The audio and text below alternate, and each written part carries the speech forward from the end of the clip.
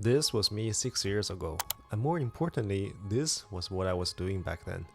I was a new father, working a startup job, flying around the world doing multiple projects, and had just started one of the most challenging business schools in the world. Needless to say, my calendar was constantly packed, with 8 hours of school, 6 hours of sleep, a daily gym session, and 3 to 4 hours every day to do some part-time work. And I did all this, still managing to have a relatively healthy lifestyle with family and friends.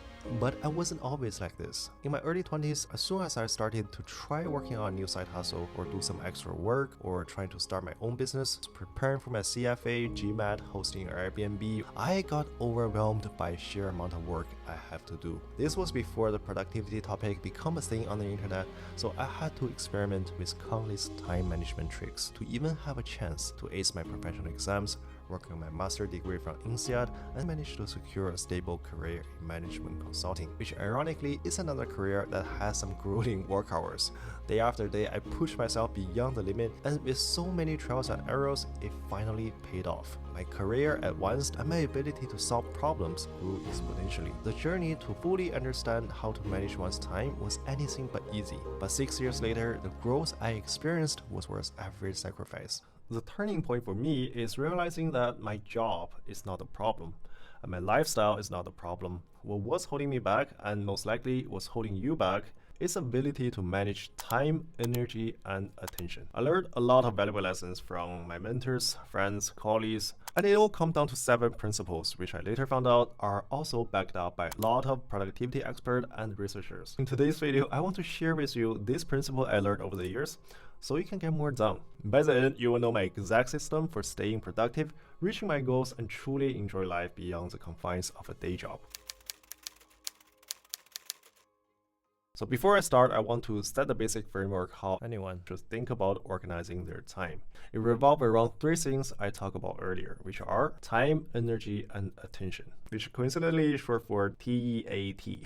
Very fitting. If you're wondering why this other 2 matters, I hope to pique your curiosity by explaining that planning the perfect schedule is just a small part of the equation. In fact, as life gets busier, as you get older, you will gradually realize that the best calendar might be no calendar at all. And you get more done, not because of whether you have 2 hours to spare, but because what you decide to put your focus on and whether you can stick to the plan and execute consistently. There's a quote I really like by Daniel H. Pink. He wrote this book called Scientific Secret for Perfect Timing. And I quote, "The danger of a rigid scheduler is that you can become a prisoner of the calendar. The calendar is useful servant but tyrannical master. We must use our understanding of the timing to begin our day with intention and align our schedule with our biological rhythm."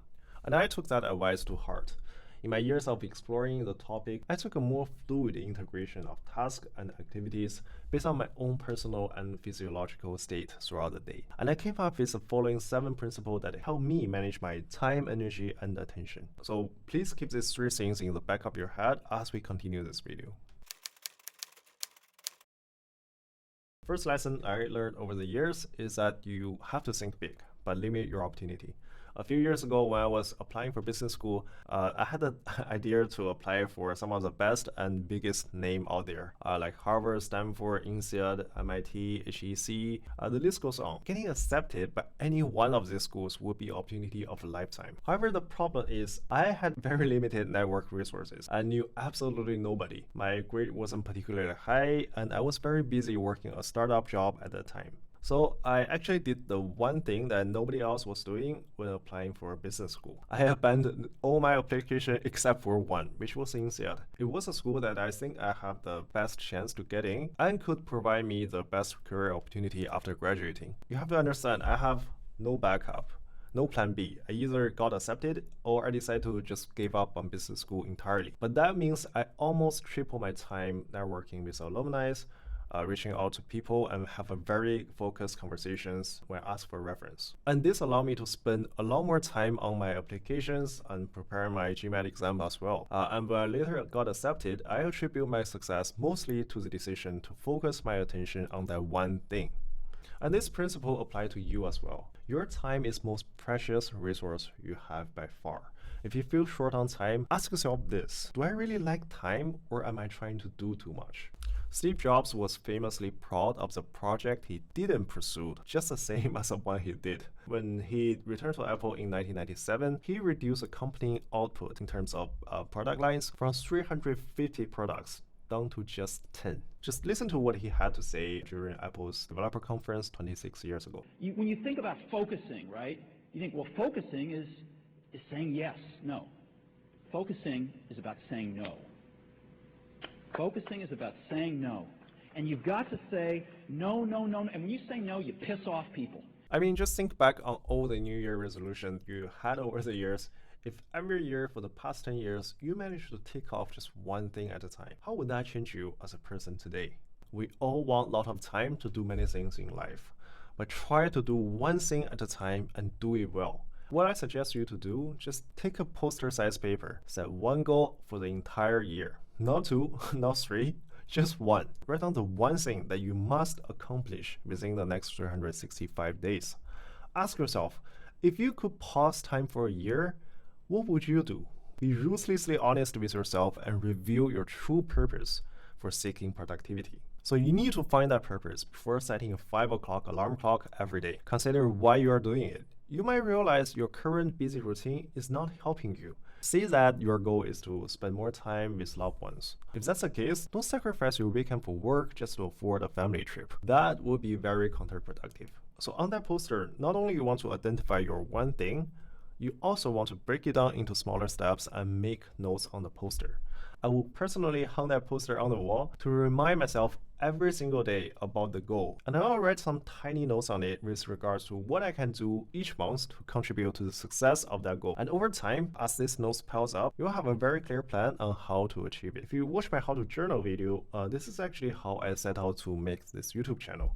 There are quite a lot of comments saying that breaking things down, especially one objective down to many little things, can be quite challenging. And I get it. This step is all about setting wildly ambitious goals and slicing it into manageable bite-sized pieces. It's not easy for most people. That's why staring at the goal on the wall 24/7, day in and day out, truly helped me brainstorming what do I have to do in order to accomplish that. It was my constant reminder to live with purpose and to visualize each step towards a goal. And eventually, after a week, 2 weeks, or even a month, and I assure you, you will have yourself a wall of interesting ideas and the one true goal that's worth your time, energy, and attention. Principle number 2, done is better than perfect. I first encountered this concept in Tim Ferriss' book, 4-Hour Workweek. In 2005, Ferriss tested from the 20-hour week to 90-hour week. Interestingly, he found he could accomplish about the same amount of work regardless of the hours. It turns out that energy and attention you exert on some objectives are actually directly related to the time you have. We all experience this to some extent before. For example, 2 months before an essay is due, you stare at the empty page and couldn't produce a word.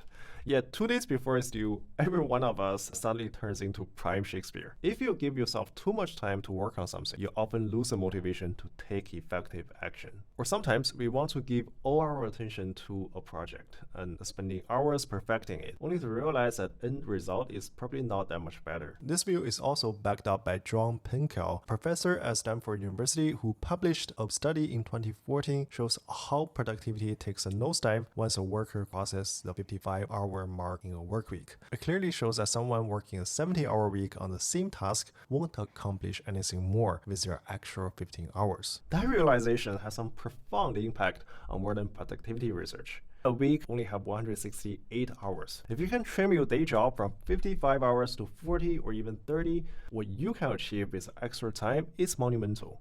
For those of us who has an office job, I truly believe it's not that impossible and it can be transformative. The biggest takeaway from this research is this: setting a deadline, saving time and energy is a matter of survival for the goal you're working towards. Purposefully shorten the time you have to work on your everyday tasks, and the quality drop may not be as high as you might think, but it might just have a huge impact on your time. Think about this shifting mindset, not just about efficiency, it's about reclaiming your life. Principle number 3, take advantage of the unequal hour. Have you thought about whether you're a lark or an owl? Of course, I'm talking about when you're naturally more productive in the morning or at night. Scientists have known about this for more than 4 decades, that we all have different levels of cognitive power at different times of the day. In the 90s, this was well documented by a scientist, Simon Folkart, at the University of Wales. He closely examined how circadian rhythm, or our biological clock, influence human performance and productivity. Folkart revealed that most people experience peak cognitive performance in the mid-morning hours, around 10 o'clock to noon. This peak is followed by a gradual decline with a noticeable drop after lunch. Performance then improves slightly in the late afternoon and evening. Especially for night owl people, some of us may even reach another productivity peak later in the day. And in recent years, American author Laura Vanderkam conducted an extensive analysis on her study over 40 successful individuals and reached a similar conclusion.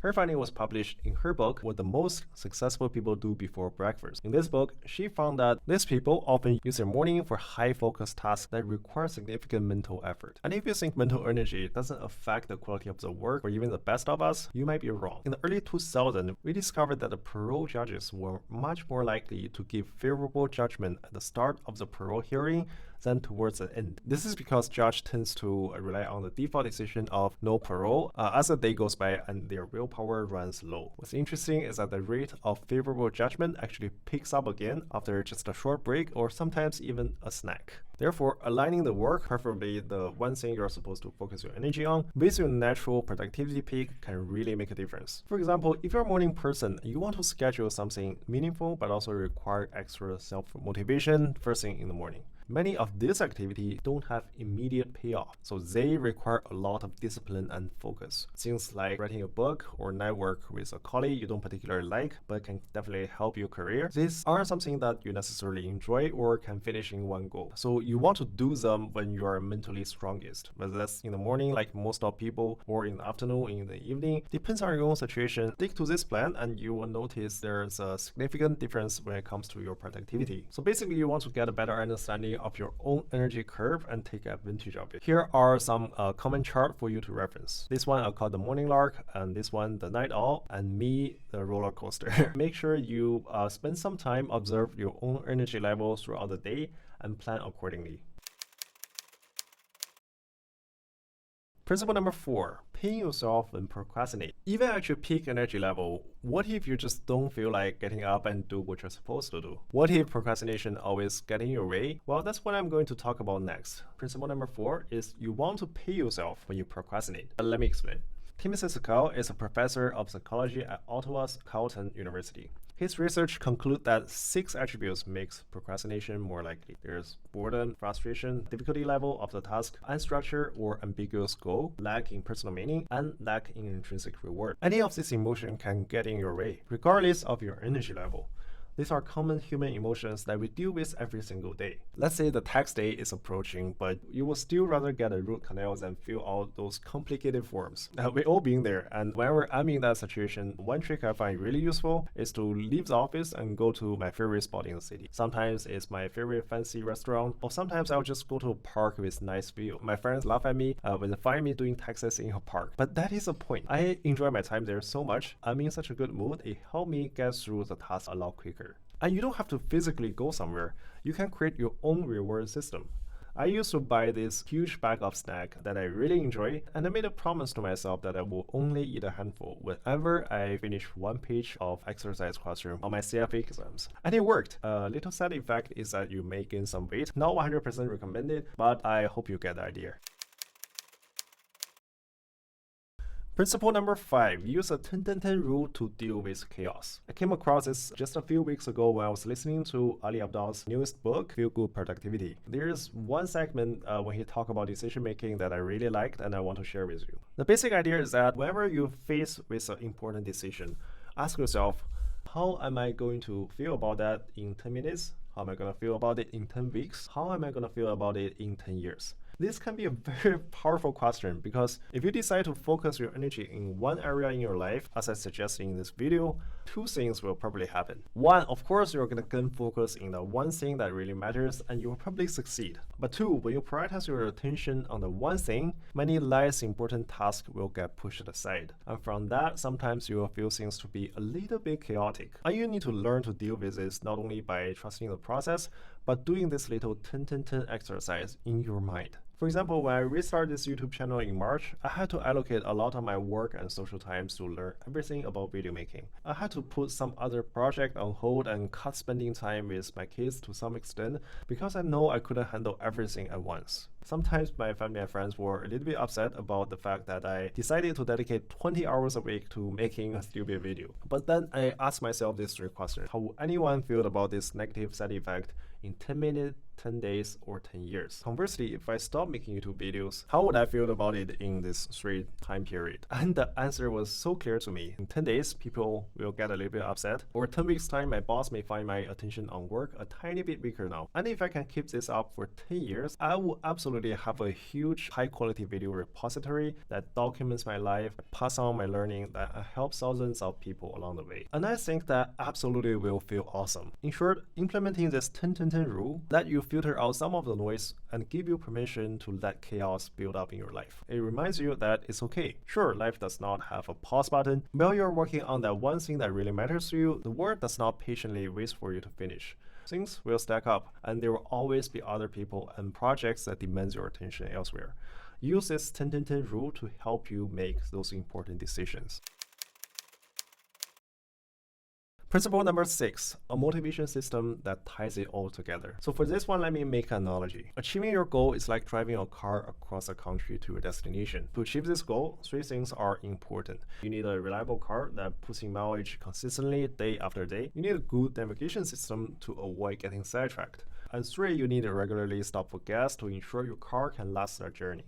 And being productive is extremely similar. Navigation is like managing your attention, ensuring you focus on the one thing that didn't get sidetracked. Stopping for gas is like managing your energy, aligning your energy level with your task. But what about the last thing that makes your car moving forward? This is when we're finally going to talk about the motivation cycle that enable you to actually use your time to the fullest. Daniel H. Pink actually wrote another book called To Sell is Human, The Surprising Truth About Motivating Others. In this book, he argues that productivity starts with satisfaction at work. It's a deeply human need to direct our own lives to learn and create new things. And I think that's quite true in my experience. I get motivated by a vision, gathers the willpower to focus on the one single goal, follow up with execution. Progress brings in a lot of small wins. Small wins builds up to achievements, and eventually I became more motivated to try to achieve more. I call this the motivation cycle. You can plan your life using this concept.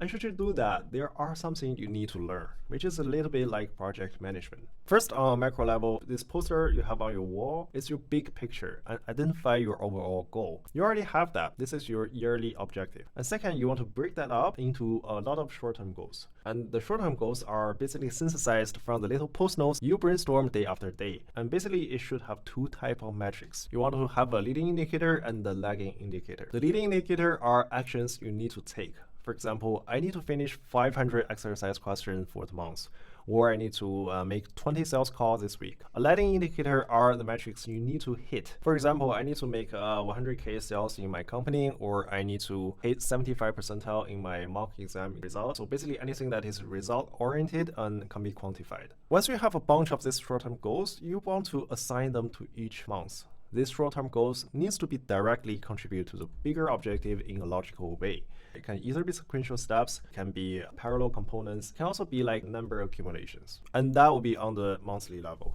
On the weekly and daily level, this is where most people are struggling with the most. Here you want to be very mindful about setting deadlines and manage your daily energy level. Before the beginning of each week, make sure that you understand what exactly you are trying to achieve this week.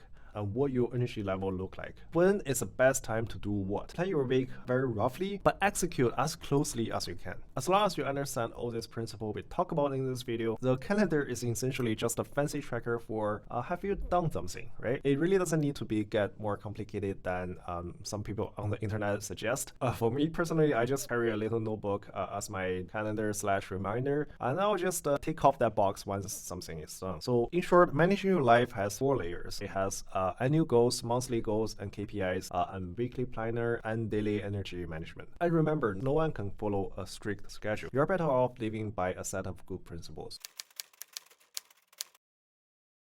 Principle number 7, glass and rubber balls.